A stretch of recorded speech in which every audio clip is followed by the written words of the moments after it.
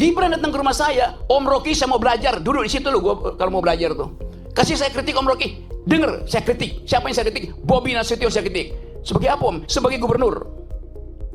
Anda belum saya kritik karena belum jadi wali kota, belum jadi wakil presiden. Pada waktu itu dia adalah wali kota. Saya kritik yuk.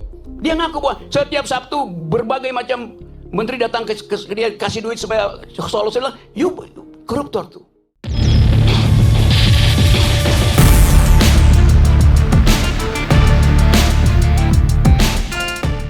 Bung Rocky ini sedang heboh banget ya pernyataan Anda di iNews soal ini dikutip oleh media bahwa setiap akhir pekan itu para menteri itu datang ke Solo store uang ke Gibran. Gimana sih duduk soalnya ini?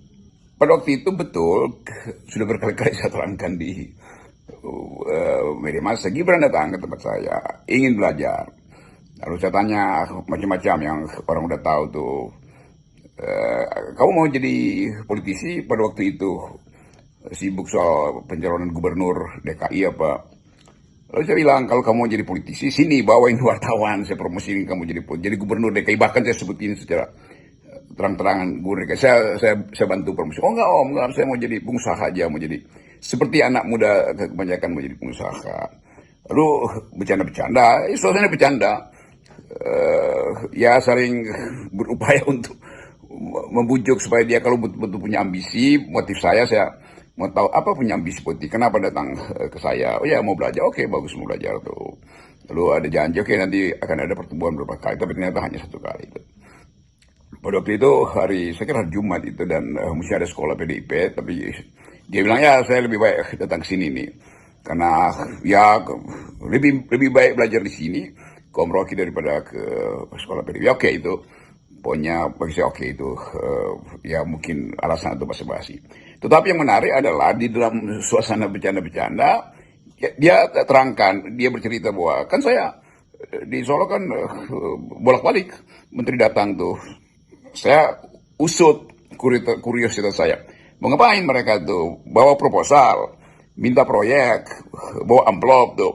Tapi sambil saya bercanda, saya terangkan itu. Ya si Gibran pasti deh, kalaupun itu sesuatu yang ada kelanjutan cerita, kan dia nggak mungkin cerita tuh. Maka berakhir di situ tuh. Sambil saya bilang, kasih tahu saya kalau ada cerita lain tuh. Jadi itu konteksnya tuh. Saya pikir ini statement Anda ini ya mengundang kehebohan karena keluarga Jokowi kan saat ini memang tengah disorot dengan berbagai kasus, termasuk dugaan gratifikasi private jet kepada putra buntutnya Kaisang dan juga menantunya Bobi. Dan ini apalagi ini kan terjadi dalam transisi pemerintahannya Jokowi ke Prabowo. Ya hari-hari ini konteks itu atau kisah-kisah semacam itu menjadi relevan karena keluarga istana lagi disorot. Kan itu yang kita sebut kuriositas itu akhirnya mulai terhubung, pasalnya mulai diperlihatkan tuh. Lalu ya mungkin orang akan bertanya lagi, apakah memang ada dari awal kekuasaan itu, dalam arti kekuasaan Pak Jokowi itu dimanfaatkan oleh semacam kelompok yang berupaya untuk mendekat mencari bisnis pada keluarga presiden. Ya dengan sendirinya secara hipotetis bahkan kita bisa katakan pasti kan kekuasaan itu pasti akan menarik orang untuk mendekatkan. Jadi itu intinya kenapa saya mesti bicara terus tentang potensial korupsi di kalangan istana. Dan itu hal yang mudah sekali. Kita lihat satu persatu tuh. Kan pada akhirnya banyak kasus yang pasti akan dilaporkan setelah kekuasaan Pak Jokowi melemah. Kan banyak orang yang mungkin ragu-ragu atau ada semacam ya sopan santun kecil kan. Tapi buat saya kan saya terangkan itu sebagai fakta dalam sebuah politik yang tertutup kondisinya. Kan kita nggak bisa tahu tuh bagaimana peristiwa-peristiwa lalu lintas uang, money laundering yang dicurigai pada bisnis anak-anak presiden.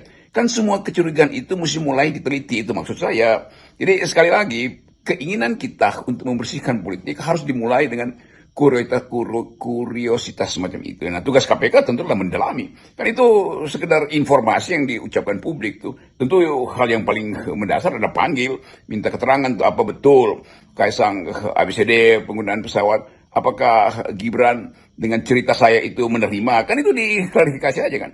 Jadi tetap KPK harus tunjukkan bahwa oke, jangan sampai ada hal yang tertinggal di dalam pengumpulan informasi. Saya coba bongkar-bongkar file lama ini soal para menteri yang berbondong-bondong datang ke Solo ya. Ini gampang ternyata kalau di googling pasti ketemu nih Bung Rocky. Ini misalnya ada berita bulan April 2021. Ini artinya hanya beberapa bulan setelah Gibran dilantik ya, karena dia dilantik pada bulan Februari tahun 2021. Sejumlah petinggi partai dan juga menteri itu sudah menemui atau sowan ke Gibran. Dan ini satu lagi, ini tanggal 7 Februari 2023, artinya 2 tahun setelah Gibran menjadi wali kota. Ini dia ada 25 menteri yang menemui Gibran di Solo ini. Artinya ini kalau 2 tahun itu kan 24 bulan, ini rata-rata satu orang, ya minimal ada satu orang menteri yang datang ke Solo. Dan dari 34 menteri di kabinetnya Pak Jokowi itu hanya 9 orang yang tidak sowan ke Gibran. Tidak diketahui sowan ya, kita nggak tahu apakah sowan atau tidak. Ini disebutnya antara misalnya Sri Mulyani, Menteri Luar Negeri Retno Marsudi, dan ada beberapa nama lainnya. Oh ya, memang saya langsung tanya. Kalau menteri datang ke tempatmu sebagai anak presiden, walaupun juga sebagai wali kota, apakah mereka bawa duit APBN? Apakah bawa amplop itu nyogok? Kalau itu terjadi, itu koruptor. Lalu dia ya tertawa dan menganggap bahwa mungkin juga berpikir bagaimana menjawabnya tuh. Jadi sebetulnya itu adalah upaya saya untuk mengetahui itu.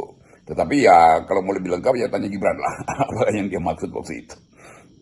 Praktek-praktek politik para menteri berbondong-bondong sowan ke Gibran ini kan sesungguhnya sangat tidak etis ya, apalagi posisi dia pada waktu itu masih menjadi seorang wali kota. Kalau alasannya karena mereka membicarakan pembangunan di berbagai kota Solo, mengapa tidak Gibran yang datang ke kantor para menteri itu? Dan mengapa para menteri ini juga kok tidak datang ke kota lain? Emang di Indonesia itu yang punya proyek nasional itu hanya kota Solo saja? Jelas kita masuk pada suasana transisi dari Presiden Jokowi ke Presiden Prabowo. Di dalam proses itu kita mesti bersihkan supaya betul-betul transisi ini terjadi secara etis, nggak ada konsekuensi di kemudian hari. Tetapi sangat mungkin juga ada konsekuensinya. Nah karena itu mulailah hari ini dibersihkan tuh. Kan peristiwa politik transisi nanti di 20 Oktober harusnya Pak Prabowo tidak dibebani dengan kasus-kasus yang sangat mungkin masih melekat pada keluarga Presiden Jokowi. Terutama indikasi korupsi, indikasi money laundering segala macam yang datanya ada atau informasi datang dari luar negeri dalam bentuk analisis, ada yang dilaporkan secara real oleh UBEP misalnya atau kelompok yang lain tuh. Kan banyak betul kan. Nah, saya melengkapkan itu di iNews kemarin dalam upaya untuk menerangkan bahwa setiap kekuasaan itu menarik orang untuk mendekat. Nah, bukan kebetulan. Karena Gibran pernah berkunjung ke rumah saya, ke tempat saya, untuk belajar politik, dan itu tidak berlangsung ternyata cuma 1 kali pertemuan itu, maka ada percakapan yang saya maksudkan, beritahu saya kalau ada potensi Anda itu didekatilah atau dibujuk untuk kepentingan politik kan. Itu konteksnya. Jadi betul bahwa Gibran mengatakan bahwa ya bolak-balik menteri berkunjung tuh. Nah saya tidak mau kejar langsung tuh menteri siapa, berkunjung demi apa. Tetap kecurigaan saya adalah itu dalam rangka pengkondisian dari beberapa menteri mungkin yang konteksnya juga mau diganti atau mau di reshuffle. Tetapi tetap saya punya kuriositas untuk tahu tuh kenapa menteri bolak-balik mengunjungi anak presiden. Ya mungkin ada soal APBN, APBD atau bikin proyek, tetapi buat saya itu sesuatu yang melekat di dalam kepala saya. Begitu ada menteri menghubungi anak presiden, itu artinya di belakang layar ada tukar tambah kekuasaan. Tukar tambah kekuasaan itu yang harusnya berakibat pada potensi korupsi itu. Kenapa nggak langsung ke presiden aja? Kenapa mesti ke Gibran? Tetapi pada waktu itu Gibran kan wali kota. Jadi mungkin juga ada kerjasama departemen, tetapi lebih dari sekedar kerjasama, dugaan hipotetik saya pasti ada tukar tambah kekuasaan di situ yang berakibat pada potensi gratifikasi, ya begitulah. Jadi sebaiknya KPK itu lakukan semacam benar-benar gitu dan bikin aja konferensi pers besar bahwa masih ada kasus-kasus, termasuk kasus Gibran yang datang ke saya dan mengatakan bahwa menteri-menteri yang datang ke dia lalu saya curigai bahwa itu ada tukar tambah kekuasaan. Kan itu juga bagus supaya semua hal yang masih memungkinkan timbulnya hoax, gosip segala macam itu diselesaikan. Itu hal yang biasa aja kan. Jadi kita mau membantu justru supaya ceceran-ceceran isu, ceceran gosip itu tidak dipendam sehingga jadi kecurigaan baru di era pemerintahnya akan datang.